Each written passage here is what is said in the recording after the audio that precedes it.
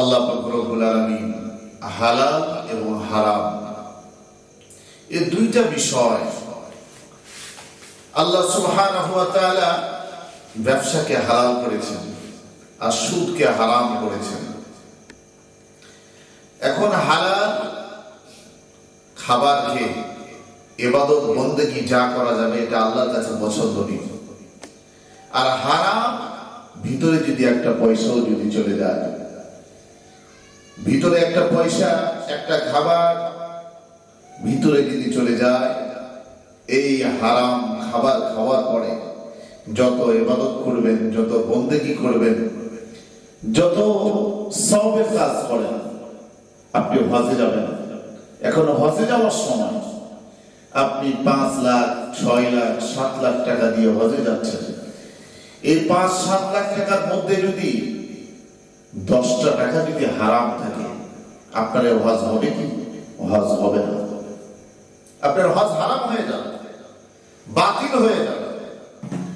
হালাল এ বিষয়টা সম্মানিত, শুধু একটি কথা মনে পড়ে গেল, না বললেই নয়।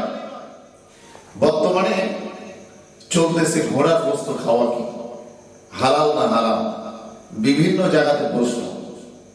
আজকেও এই প্রশ্ন আমার কাছে এসেছে যে হুজুর ঘোড়ার গোশত খাওয়া কি?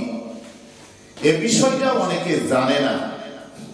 অনেক দায়িত্বশীল ব্যক্তি যারা জ্ঞানী গুণী নিজেকে মনে করে তারাও জানে, এমনকি অনেক মুয়াজ্জিন ইমামও জানে না। আমাকে এরকম প্রশ্ন আসে তো আমাদের কাছে। তো ঘোড়ার গোশত খাওয়া এই বিষয়ে বিভিন্ন ইমামদের মতামত বিভিন্ন রকম, তবে অধিকাংশ ইমামদের মত কি এটা আগে আমাদেরকে জানতে হবে। অধিকাংশ ইমামদের মত ঘোড়ার গোশত খাওয়া জায়েজ, হালাল। যেরকম ভাবে ইমাম শাফিঈ রাহমাতুল্লাহি আলাইহি, ইমাম হাম্বলি রাহমাতুল্লাহি আলাইহি, ইমাম মালিক রাহমাতুল্লাহি আলাইহি, ওনাদের মতে ঘোড়ার গোশত খাওয়া হালাল জায়েজ। তবে ইমাম আবু হানিফা রাহিমাহুল্লাহ রাহমাতুল্লাহি আলাইহির মতে ঘোড়ার গোশত খাওয়া হারাম নয়। অনেকে মিথ্যাচার করতেছে না, ইমাম আবু হানিফা রাহিমাহুল্লাহ মতে ঘোড়ার গোশত খাওয়া হারাম, এটা ভুল কথা, এটা ভুল তথ্য। ইমাম রাহিমাহুল্লাহ কোন জায়গায় বলেছে হারাম এটা আপনি দেখাতে পারবেন না। উনি বলেছেন মাকরুহ। মাকরুর মধ্যে দুই প্রকার, একটা মাকরুহে তাহরিমি, মাকরুহে তানজিহি। মাকরুহে তাহরিমি যেটা এটা হারাম, কিন্তু উনি তো মাকরুহে তাহরিমি বলেন নাই, মাকরুহে তানজিহি বলা হয়েছে। সম্মানিত শুনি, ঘোড়ার গোশত খাওয়া তার মানে বোঝা গেল সমস্ত ফুকাহ এবং আলেম ওলামাদের মতে, ইমামদের মতে ঘোড়ার গোশত খাওয়া জায়েজ, হারাম নয়, নাজায়েজ নয়। এ কথা আমাদের মধ্যে এটা বুঝতে হবে, আমাদেরকে জানতে হবে। সম্মানিত সুধী, হালাল কি আর হারাম কি এ বিষয়টা আগে আমাদেরকে ক্লিয়ার করতে হবে। হারাম যেটা করা হয়েছে কুরআনুল কারীমের মধ্যে সরাসরি আপনার দলিল দ্বারা হারাম করা হয়েছে, অথবা রাসূলুল্লাহ সাল্লাল্লাহু আলাইহি সাল্লামের মুতাওয়াতির পর্যায়ে হাদিস দ্বারা এটাকে প্রমাণ করতে হবে। হারাম প্রমাণ করতে গেলে তাহলে হারাম বলা যাবে, তাছাড়া হারাম বলা যাবে না।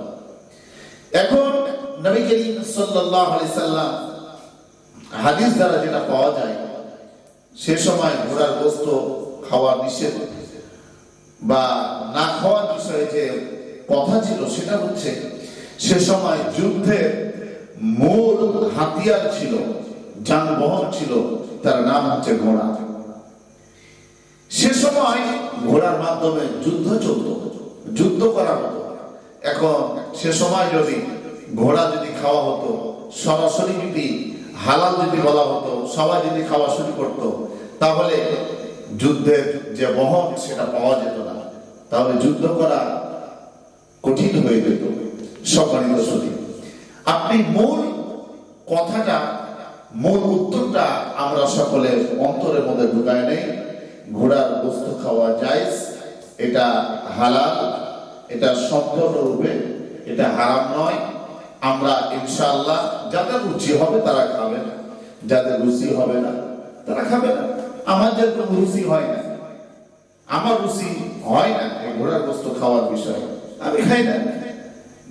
যেরকম পোল্ট্রির গোস্ত, এটা সারা পৃথিবীতে বর্তমানে পরিচিত এবং বিশেষ করে বাচ্চারা অনেক পছন্দনীয় তাদের কাছে পোল্ট্রির গোস্ত বা ব্রয়লার যেটাই বলেন না কেন। আমি যেরকম ব্যক্তিগতভাবে আপনার পোল্ট্রি বা ব্রয়লারের গোস্ত আমি খেতে পারি না, আমার রুচিতে বাঁধে না, সম্মানিত শুধু। তো এটা আপনার যদি রুচি হয় আপনি খাবেন, রুচি না হলে খাবেন না। এগুলো নিয়ে বাড়াবাড়ির কোনো দরকার নাই, ফাটাফাটির দরকার নাই। ইনশাআল্লাহ ইসলাম কঠিন নয়, ইসলাম হচ্ছে সহজ, ইসলাম হচ্ছে সহজ। ইসলামকে আমরা কঠিন বানায় ফেলছি। দয়া করে মেহেরবানি করে কেউ এই কাজ করবেন না, ইসলামকে কঠিন বানাবেন না, ইসলামকে নিয়ে বিতর্কিত করবেন না, আর ধর্মকে নিয়ে বেশি বাড়াবাড়ি করবেন না। আল্লাহ সুবহানাহু ওয়া তাআলা আমাদের সকলকে কোরআন এবং সুন্নাহ ভিত্তিক জীবন যাপন করার জন্য কবুল ও মঞ্জুর করুন, আমিন।